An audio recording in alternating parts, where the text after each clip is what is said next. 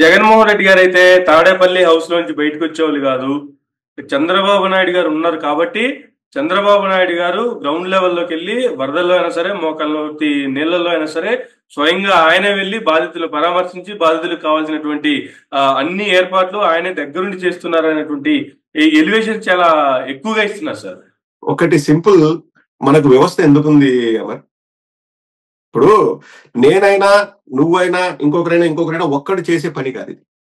సరే, నువ్వు ఒక సందులోకి వెళ్ళావు, ఎన్ని సందులు ఉంటాయి విజయవాడలో? ప్రతిదానికి ముఖ్యమంత్రి అనే వ్యక్తి బయటికి వెళ్ళి ముఖ్యమంత్రి వ్యక్తి చేయాల్సిన పని లేదు కదా. అలాంటప్పుడు ఇంకా అధికారులు సరిగా పనిచేయలేదు, అప్రమత్తంగా లేరన్న మాట రాకూడదు కదా, నువ్వే చేయాలి కదా మొత్తం. అంతే కదా, చేస్తే ఇదన్నా చేయాలి లేదా అదన్నా చేయాలి.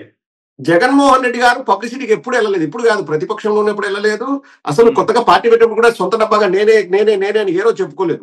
జగన్మోహన్ రెడ్డి గారు ఒకటే చెప్పారు, మీకు వారం రోజులు టైం ఇస్తాను, మీరు అప్రమత్తంగా మీకు ఏం కావాలంటే అది ఇస్తాను, మీకు డబ్బులు కావాలంటే నేను ఇస్తాను, అక్కడ ఎక్కడ ఒక చిన్న మాట రాకూడదు అని చెప్పేసి జగన్మోహన్ రెడ్డి గారు ఎక్కడైనా వరదలు వచ్చిన ప్లేస్కి వెళ్ళి మైక్ మీకు ఇస్తాను, మీరు మాట్లాడండి, మీకు ఎలా జరిగిందని ప్రజలను అడిగారు. ఆ వీడియోస్ ఉన్నాయి, ప్రజలు అడిగారు.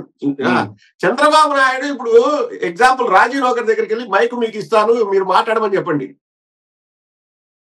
అంతే. ఆ బూతులు వినడం చంద్రబాబు నాయుడు వల్ల కాదు, పరిగెత్తుతారు అక్కడి నుంచి. ఎందుకండి ఈ సొల్లంతా ఎందుకు ఆడిపోయినా? ఇప్పుడు చంద్రబాబు నాయుడు ఆ బోట్ ఎక్కడం కంటే కూడా 10 మందిని ఆ బోట్ ఎక్కించి బయటకు పంపించడం ఎలా? చంద్రబాబు నాయుడు తిరిగాడబ్బా, 3 రోజులు తిరిగాడు, 2 రోజులు తిరిగాడు, ఏం చేశాడు? బోట్లలో తిరిగి బుల్డోజర్లో తిరుగుతాడు, ఏం చేశాడు? అంటున్నాడు, ఏం చేస్తున్నాడు? ధైర్యం కాదండి అక్కడ, ధైర్యం కాదు కావాల్సింది, వ్యవస్థను నడిపించి అక్కడ నుంచి బయటికి వేయడం కావాలి. ఇప్పుడు ప్రైవేట్ బోట్లు తిరుగుతున్నాయి, 40,000 అంట, 5 మందికి 40,000 అంట, ఇది 2-3 కిలోమీటర్లు దాటించడానికి. గర్భిణిని కూడా హాస్పిటల్కి వెళ్ళాలి అంటే 16,000 రూపాయలు బోట్ ఛార్జ్, హాస్పిటల్కి. ఈనాడులోనే రాశారు. అదే బోట్లన్నింటినీ ఒకసారి బోట్ల అసోసియేషన్ ఏదో ఉంటది కదా, గవర్నమెంట్ మీకు డబ్బులు ఇస్తుంది, మీరు ఎవరు డబ్బు రూపాయి తీసుకోకూడదు, పని చేయండి అని చెప్తే చేయరండి వాళ్ళు? చేయాలి కదా, చేయరు కాదు, చెయ్యాలి. అది చేయించలేదు. ఏమన్నా అంటే అధికారులు ఇప్పుడు క్రెడిట్ మొత్తం ఏదైనా మంచి జరిగితే నేను దొబ్బుతా, ఏదైనా జరగడానికి జరిగితే అధికారులంతా ప్రతిపక్షం మీద వేస్తాను. ఏదానికైనా జగన్మోహన్ రెడ్డి గారు ఉన్నారు కదా, ఆయన మీద నిందలు మోపుతాను నేను. అంటే ఎన్ని నిందలు మోపితే మోపించుకోవడానికి జగన్మోహన్ రెడ్డి గారు రెడీగా ఉన్నా కూడా ప్రజలకైతే వాస్తవాలు తెలియకుండా అయితే పోవు కదా. ఈరోజు సోషల్ మీడియా వాళ్ళు ఎంత మీడియాను ఉపయోగించుకున్నా కూడా సోషల్ మీడియా త్రూ ఎక్కడ ఎవరికి ఏ వాస్తవాలు తెలియకుండా అయితే పోవట్లేదు, ప్రతి ఒక్కరికి వాస్తవాలు తెలుస్తున్నాయి. ప్లస్ బ్రదర్, మంచి మాట అన్నారు. అసలు ఇంటర్నెట్ సిగ్నల్ లేకుండా కట్ చేశారంట. అందరూ వాళ్ళ బాధలు చెప్పుకుంటూ వీడియోలు బయట పెడుతున్నారు, చంద్రబాబు నాయుడుకి చెడ్డ పేరు వస్తుందని చెప్పేసి ఇంటర్నెట్ సిగ్నల్ లేకుండా కట్ చేశారంట. ఎంత దౌర్భాగ్యం అసలు. ఎవరికన్నా ఇంటర్నెట్ ఉండి వాళ్ళు ఇటువంటి వీడియోలు బయట పెడుతుంటే కూడా వాళ్ళ మీద కూడా కేసులు పెడుతున్నారని కూడా రీసెంట్ గా 1 or 2 ఇన్సిడెంట్స్ కూడా విన్నాను సార్. ఒక పిల్లగాడు బ్లాక్ టీ షర్ట్ వేసుకుంటాడు, నేను వీడియో కూడా చేశాను. అతను కాదు సార్, మాకంటే మేము 2nd ఫ్లోర్ లో ఉన్నాం కాబట్టి మేము బతికున్నాము, చాలా మంది గ్రౌండ్ ఫ్లోర్ లో ఉన్నారు, వాళ్ళకు టాప్ ఫ్లోర్ కూడా లేదు, అంత వాళ్ళ ఇల్లు అంతా చిన్నవే, గ్రౌండ్ ఫ్లోర్ లో ఉండే ఇల్లులు 10,000 మంది ఉంటారు సార్, 10,000 ఓట్లు అనుకోండి, అన్నం అవసరం లేదు, మంచినీళ్ళు తీసుకురండి అని వాడు ఏడుస్తూ కళ్ళల్లోంచి నీళ్ళు వస్తే వాడిని బెదిరించారో ఏదో చేశారు. నెక్స్ట్ రోజు ఏం చేశారంటే, ఇక్కడ హెలికాప్టర్ వస్తుంది, రాజకీయాలు చేయొద్దండి, అంత బాగుంది, చంద్రబాబు నాయుడు గారికి, పవన్ కళ్యాణ్ గారికి థ్యాంక్స్ సార్, మీరు బాగా చేస్తున్నారు సార్, ఇక్కడ అదిగో హెలికాప్టర్ వచ్చి వాటితో పెట్టించారు వీడియో. హెలికాప్టర్ వచ్చింది సార్, కానీ ఆ హెలికాప్టర్ లో నుంచి భోజనాల ప్యాకెట్లు వేస్తే దానికోసం కుస్తీ పోటీలు, లేకపోతే తెలంగాణలో పక్కన తమిళనాడులో చూస్తూ ఉంటాం జల్లికట్టు లాంటి యుద్ధ వాతావరణం ఆహార ప్యాకెట్ల కోసం. ఇక్కడ నాకు బాధ అనిపించేది ఏంటంటే అమర్, లైక్ అఫ్ కోర్స్ మేము వైఎస్ఆర్సీపీకి సపోర్ట్ చేస్తాం కాబట్టి అవతల వాళ్ళు చేసింది విమర్శిస్తాము, వాళ్ళు మంచి చేసినా పొగడ్డం అది కాదు, కానీ కొన్ని ఇన్సిడెంట్స్ ఉంటాయి. ఇప్పుడు నేను ఇంతసేపు మాట్లాడాను, జగన్మోహన్ రెడ్డి గారు ఇంద్రుడు చంద్రుడు అది ఇదని నేను చెప్పట్లేదు. ప్రతిదీ జగన్మోహన్ రెడ్డి గారు తెచ్చిన వాలంటీర్స్ ఉంటే పరిస్థితి వేరుండేదని చెప్తున్నాం. జగన్మోహన్ రెడ్డి గారు వరద వచ్చింటే ఏదో ఒక కొంచెం నష్టం జరిగేది. కానీ వారికి ఏంటంటే ఏదైనా సమస్య మీద పోరాడము, లేకపోతే ఆ సమస్యకి పరిష్కారం తెలుసుకోవడంలో వాళ్ళకి చిత్తశుద్ధి ఉంటుంది జగన్మోహన్ రెడ్డి గారికి.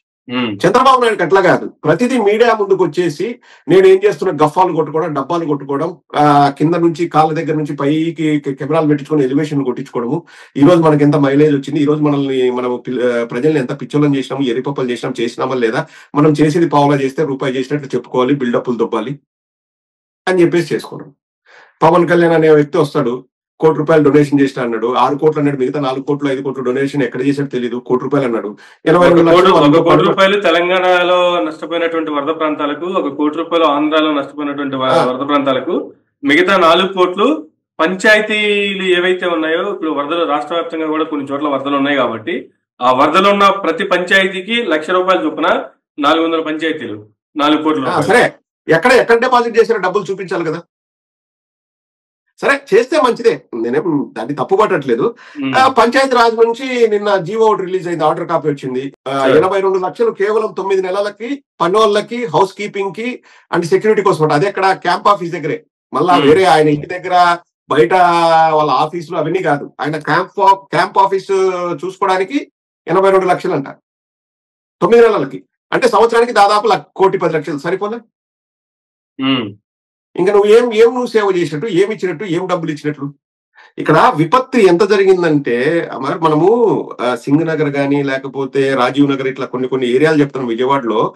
అవి ఒక్కటే కాదు, బయట పల్లెల్లో దాదాపు 20-30 వేల ఎకరాల్లో పంట నీట మునిగింది. ₹1 కూడా దానివల్ల ఆదాయం లేదు. ఇప్పుడు రైతులకు ఎంత నష్టం వచ్చిందంటే దారుణంగా ఉంది పరిస్థితి. మొత్తం అంచనా వేస్తే ఎంత నష్టం ఉండొచ్చు అంటే దాదాపుగా 20,000 కోట్ల పైచిలకు నష్టం, ఆస్తి నష్టం. ఇప్పుడు నేను ₹1,00,00,000 ఇస్తాను, నేను 2 కోట్లు ఇస్తాను, మీరు అన్నట్లు 3,300 కోట్లు కేంద్ర ప్రభుత్వం ఇచ్చి దాంట్లో మళ్ళీ శరిసోగం పంచుకోవడం అంటే ఏ ముక్కులోకి ఏ మూలకు సరిపోద్ది? దాతలు రావాలా, మీరు వస్తేనే మేము బతుకుతామని చంద్రబాబు నాయుడు అంటున్నాడు. మరి కోవిడ్ అప్పుడు జగన్మోహన్ రెడ్డి గారు ఏ రోజైనా ఒక్కనైనా ₹1 డబ్బు ఇవ్వండి అడిగారా? పౌష్టికాహారం ఎంత మంచిగా పెట్టారంటే గవర్నమెంట్ హాస్పిటల్కి వెళ్తేనే పేషెంట్లు బతుకుతారనే పేరు వచ్చింది అప్పుడు కోవిడ్ టైంలో ఆంధ్రప్రదేశ్ లో. పౌష్టికాహారం ఎంత డబ్బైనా ఖర్చైనా పర్లేదు, పేషెంట్లకు మనం అంత చేసాడు. ఏ రోజైనా బయటకు వచ్చి బీద ఏడుపులు ఏడ్చాడా? దాతలు రావాలా, మీరు రావాలా, మేము బతకలేము, మాకు దిక్కు లేదు, దిమానం లేదని చేసిన తప్పు. ఈరోజు నన్ను కూడా ఎవరు అడిగారు, నేను మా పార్టీ ఏదైనా ప్లాన్ చేస్తే నేను డబ్బులు కూడా డొనేట్ చేయడానికి నేను రెడీగా ఉన్నాను. మా పార్టీ ఎందుకంటే మా పార్టీకి ఇస్తే వాళ్ళు కరెక్ట్ ఖర్చు పెడతారని నమ్మకం నాకుంది. ఇప్పుడు చాలా మంది మీరు డొనేషన్స్ ఇచ్చారా, మీరు డబ్బులు ఇచ్చారా మాట. ఇప్పుడు మనం ఇన్ని గంటలు ఇట్లా పనిచేస్తున్నాం అంటేనే మనం గవర్నమెంట్ కి హెచ్చరిక చేస్తున్నాం అంటే అది ఎంతో మనం అక్కడ ఉన్న వాళ్ళకి సేవ చేసినట్లే. అంతేగా. ప్లస్ నేను ఇప్పుడు పోయి గవర్నమెంట్ కి ఇస్తే అది ఎవరి దగ్గరికి వెళ్తుంది, ఎవరికి తెలియదు. ఇంతకుముందు అమరావతి కట్టడానికి ఇటుకొక ₹1, ₹10 కలెక్ట్ చేశాడు హుండీ పెట్టి. ఎక్కడికి వెళ్ళే డబ్బులు? జోల పెట్టుకుని అడిగాడు డబ్బులు. ఎక్కడికి వెళ్ళా డబ్బులు అంతా? ఎవరి జేబులోకి వెళ్ళే? లెక్క ఉందా? లెక్కపత్రం ఉందా?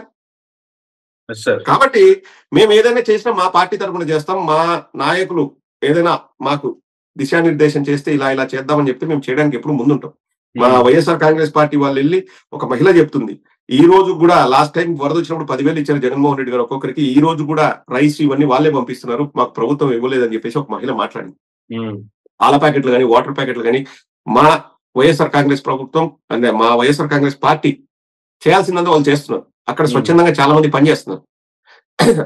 వీళ్ళు చంద్రబాబు నాయుడు వాళ్ళ టీము. నేను ఒక మాట చెప్పానండి, జగన్మోహన్ రెడ్డి గారికి వ్యవస్థలతో ఎలా పనిచేయించుకోవాలో బాగా తెలుసు. చంద్రబాబు నాయుడు కూడా తెలుసు బాగా పనిచేయించుకోవడం. ఎవరితో తెలుసా? ఫోటోగ్రాఫర్లతో, వీడియోగ్రాఫర్లతో. వాళ్ళతో ఎలా బాగా పనిచేయించుకోవాలో తెలుసు. ఏ యాంగిల్లో ఎలివేషన్ పెడితే నాకు బాగా పేరు వస్తుంది, ఏ యాంగిల్లో మళ్ళీ దానికి బ్యాక్గ్రౌండ్ మ్యూజిక్ వస్తుంది, డడడన్ అని ఆయనకు బ్యాక్గ్రౌండ్ మ్యూజిక్. ఇప్పుడున్న పరిస్థితులు ఏంది, ఈ విపత్తులు ఏంది, బ్యాక్గ్రౌండ్ మ్యూజిక్ అవసరమా? ఇంకా ఆయన పవన్ కళ్యాణ్ అయితే ఆయనకు తూర్పు పడమర తెలుసో తెలియదు అర్థం కాదు. ఏఐతో క్రియేట్ చేసిన ఫోటో తీసుకొచ్చి అబ్బాయి ఇది అంతర్జాతీయ పోటీలు పంపిస్తే చెప్పు తీసుకుని కొట్టి పంపిస్తారు. అరే ఏ జనరేటెడ్ ఫోటోలు తీసుకురావుతున్నారు, అసలు ఫస్ట్ క్వాలిఫికేషన్ నీకు లేదు, అర్హత లేదని బయట పంపించేస్తారు. ఆ ఏ ఫోటో చూసావా అమర్? ఆ ఏ ఫోటోని బాగా గమనిస్తే బ్యాక్ సైడ్ ఇల్లు ఉంది, ఇంటికి గడప దాకా కూడా నీళ్లు లేవు. అంటే ఆమెకు ఒక జస్ట్ ఒక 2-3 మీటర్ల బ్యాకే ఇల్లు ఉంది, గుడిసె. గుడిసి పక్కన ఒక మనిషి ఉన్నాడు. ఆ మనిషి కూడా అంటే పాదాలు ఒక్కటి మునిగాయి నీళ్ళల్లో. ఎందుకంటే లుంగి కట్టుకున్నట్టు ఒక మనిషిని క్రియేట్ చేశారు. అక్కడ మోకాళ్ళ వరకు లుంగి కట్టుకున్నాడు, మోకాళ్ళ కింద నుంచి తడి లేదు, ఏం లేదు, పాదాల దగ్గర మాత్రమే నీళ్లు ఉన్నాయి. ఆమె జస్ట్ ఒక 2-3 మీటర్ల ముందుకు వచ్చింది, కానీ ఆమె నడుముల లోతు కంటే పైన నీట మునిగి ఆ బ్యాగ్ ఏదో తీసుకుంటుంది. డ్రోన్ లో వచ్చినటువంటి బ్యాగ్. ఇప్పుడు సరే అంటే ఇప్పుడు అక్కడ ఎట్లుండాలంటే ఇంటి దగ్గర నుంచి వాళ్ళ ఇంట్లో ఇట్లుండాలి కిందికి, అంటే ల్యాండ్ పోనీ ఉందనుకుందాం. ఆమె డోర్ దగ్గర నిలబడితే అంత దాకా వచ్చిన డ్రోన్ వెళ్ళి ఆమెకు డోర్ దగ్గర ఇవ్వకూడదా?